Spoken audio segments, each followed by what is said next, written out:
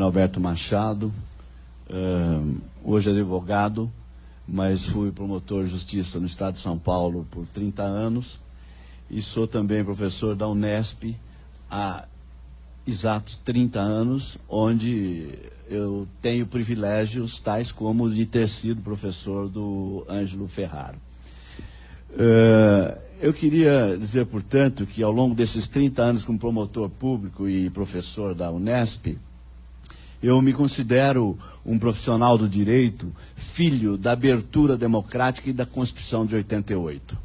Toda a minha carreira, ela coincidiu exatamente com aquele momento da consolidação da democracia, o fim do regime militar, consolidação da democracia no Brasil e de construção, de afirmação da efetividade da Constituição de 1988. Portanto, dá para entender o desencanto que eu experimento neste momento, mais ou menos como esse revelado pelo professor Cláudio Lembo, quando eu vejo, e todos veem claramente, o derretimento da Constituição de 1988, do Estado Democrático de Direito, enfim, do princípio da legalidade no país. E várias medidas judiciais atestam, revelam e confirmam que este derretimento que presenciamos hoje, ele, além de real, ele é algo que não começou agora. A luzinha amarela já tinha de ter acendido quando o Joaquim Barbosa o Supremo que ele presidiu condenou aqueles vários réus do mensalão, sendo que muitos deles não deveriam ter sido julgados pelo Supremo Tribunal Federal, que não era o juiz natural. Portanto, começou ali a violação do juiz natural. Aquela violação do juiz natural se completou com aquela extensão que se deu à teoria do domínio do fato importado da Alemanha, cujo autor veio aqui ao Brasil para dizer, olha, estão aplicando aqui a teoria numa extensão, numa dimensão, numa profundidade que não é aquela que eu pensei um dia. Portanto, o que estamos vivendo hoje é uma herança do senhor Joaquim Barbosa, começou, portanto, há mais de 10 anos. E aí, este processo foi se recrudescendo e ficando, a meu ver, assustador.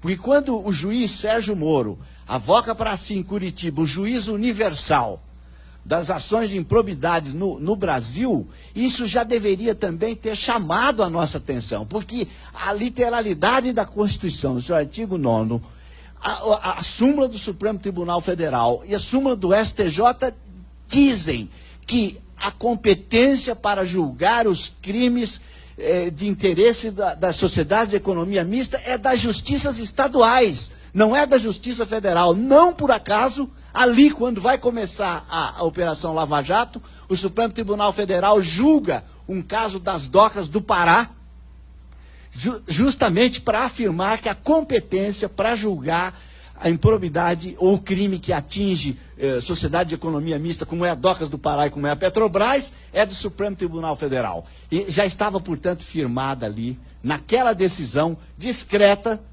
das Docas do Pará, o que o Supremo Tribunal Federal dizia se alguém levantasse, como levantou, a incompetência do juiz Sérgio Moro. Não bastasse esse juízo universal, o que começou a ficar estarrecedor e que foi, a meu ver, o gatilho que impulsionou o impeachment que derrubou a presidenta Dilma Rousseff, foi a divulgação daquele vídeo pelo juiz da Lava Jato. Quer dizer, um vídeo gravado ilegalmente, além do prazo permitido em lei, e depois divulgado criminosamente. Isso fere o artigo 151 do Código Penal. Eu pergunto aos senhores, que juiz, que promotor de justiça tem hoje a coragem de cometer publicamente um crime, violar o Código Penal, violar os seus deveres funcionais, publicamente, e depois pedir desculpas para o Supremo Tribunal Federal, porque cometeu essas violações? Que juiz de direito tem a coragem de colocar o seu cargo em risco se não tiver por trás de si um respaldo, se não tiver por trás de si forças irresistíveis que pudessem lhe dar sustentação? E o pior de tudo é que o Supremo Tribunal Federal perdoou. perdoou as violações dos deveres funcionais do juiz e perdoou o crime que ele cometeu. Com isto, não há dúvida de que o Supremo Tribunal Federal estava dando carta branca para aquele juiz violar a Constituição e cometer até crime. Logo em seguida, o juiz arrasta o ex-presidente Lula lá para Congonhas para fazer um interrogatório absolutamente desnecessário que assustou até o Lula, tamanha a ignorância dos delegados que o interrogaram e não sabiam como é que funcionava sequer o tal presidencialismo de coalizão. Isso foi, evidentemente, para quebrar as pernas do Lula. Diante das várias ilegalidades e inconstitucionalidades cometidas pelo juiz, que prende, nunca se viu tanta prisão preventiva para obter confissões e delações, portanto, nunca se viu tanta tortura psicológica no país, a céu aberto, sem nenhuma confrontação dos tribunais superiores. E quando alguém faz uma representação ao TRF4, lá de Porto Alegre, contra esse juiz pelas sucessivas violações condicionais, vem o TRF e diz, esse juiz pode fazer isso.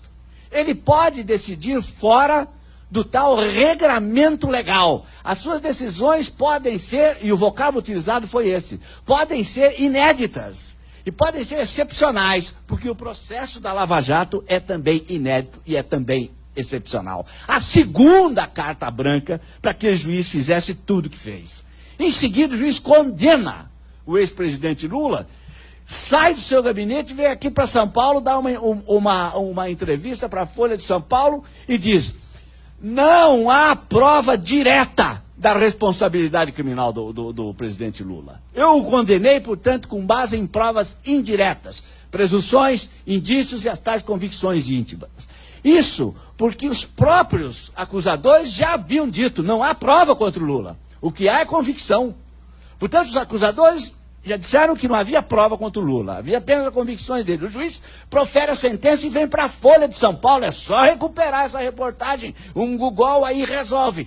É só recuperar a reportagem e os senhores vão ver. O juiz disse, não há prova direta contra o presidente Lula. E, portanto, mas mesmo assim, ele está condenado. Em seguida, vem a prisão violenta do ex-presidente da República, contrariando a presunção de inocência e o Código de Processo Penal. E temos hoje esse cenário do Lula encarcerado, do Lula inelegível e com toda essa fragilidade da Constituição Federal. Eu peço licença aos constitucionalistas presentes para lembrar aquela lição já muito batida do constitucionalista Ferdinando Lassalle, que fazia distinção entre a Constituição formal e a Constituição real. A Constituição formal é um pedaço de papel, dizia o Lassalle.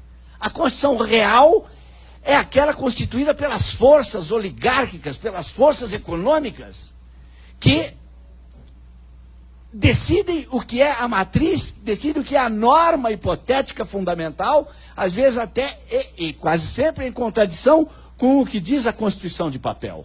Quando prevalece a Constituição real, ou seja, quando prevalecem as forças da exceção, a Constituição formal vira um simples pedaço de papel, que é o que nós estamos assistindo hoje.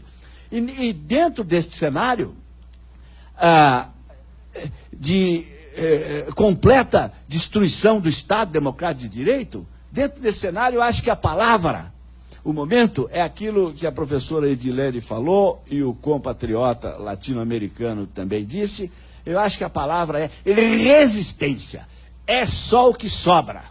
O momento é de resistência. E onde? Em primeiro lugar, a resistência jurídica, como estão fazendo os advogados, que precisa ser feita, precisa ser reforçada, precisa ser apoiada.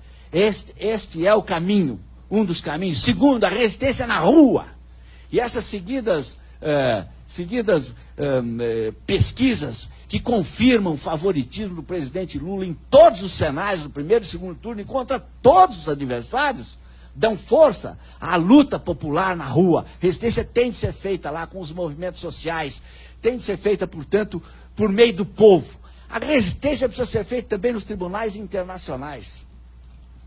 Não está sobrando muito espaço. E, por fim, aqui também o professor brasileiro colombiano disse, a resistência é feita por nós, os juristas. Nós temos esta responsabilidade nesse momento de nos colocarmos, de nos aglutinarmos, de levarmos avante esta luta, como esta reunião é um bom exemplo, no sentido de lutar pela legalidade, no sentido de afirmar a Constituição, ainda que nós saibamos que o jogo é um jogo de cartas marcadas.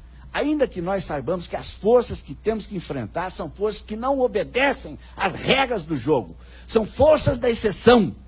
São forças contra as quais nós não estamos acostumados a lidar. Ou seja, numa palavra, ainda que tenhamos que enfrentar a chicana jurídica, não há como... Não há caminhos, a meu ver, alternativos que estejam fora disto que nós podemos chamar de um momento da resistência. Resistência jurídica no processo, resistência jurídica nos tribunais internacionais, a resistência jurídica na rua e a resistência jurídica dos juristas que se colocam, que se consideram e que sempre atuaram dentro do campo democrático. Acho que talvez uma iniciativa como essa deva ser reforçada, prestigiada, repetida, engrossada, expandida, de modo que mais à frente, quando a história proferir o seu julgamento, alguns juristas brasileiros poderão ter a compensação, o privilégio de dizer: eu estava do lado dos derrotados, mas eu estava resistindo. Portanto, eu colho o momento para parabenizar o ex-ministro Eugênio Aragão por tudo que fez dentro do governo Lula e por tudo que continua fazendo agora fora do governo Lula, não só pela competência, mas sobretudo pela coragem, na pessoa do meu ex-aluno Anjo Ferrari. Quero também parabenizar todos os demais jovens juízes que estão corajosamente envolvidos nessa luta e digo que fico especialmente honrado de ter sido convidado e poder participar, sobretudo ouvir o que tem a dizer esses juristas tão corajosos que estão aqui neste momento do lado daqueles que têm tudo para perder.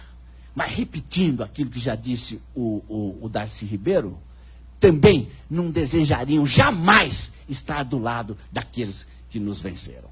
Portanto, eu queria apenas encerrar dizendo que acho que no momento nada autoriza muito otimismo, nada autoriza muita crença de que a legalidade prevalecerá. A democracia e as eleições estão nas mãos, não do povo, mas desse judiciário que está aí. E não da Constituição de 88, mas da Constituição real, da Constituição oligárquica. E isto para a democracia é um desastre. A nós nos resta, a meu ver, apenas a resistência que deve ser feita, também a meu ver, nessas frentes, nesses campos e, portanto, uma iniciativa como essa é algo que me tira lá de Ribeirão Preto. Eu que já disse para o Ângelo, ando muito cansado, muito desiludido, que vem observando essa coisa, escrevendo sobre isso há 10 anos. E, portanto, só mesmo essa energia, né, e a curiosidade de ver que ainda há juristas capazes de defender a Constituição e a legalidade com coragem, é que me trouxe aqui e, portanto, eu muito modestamente me coloco como um soldado raso a serviço de qualquer outra iniciativa que nós tenhamos de fazer daqui para frente. Muito obrigado, agradeço, especialmente honrado. Eu só queria, acho que já estamos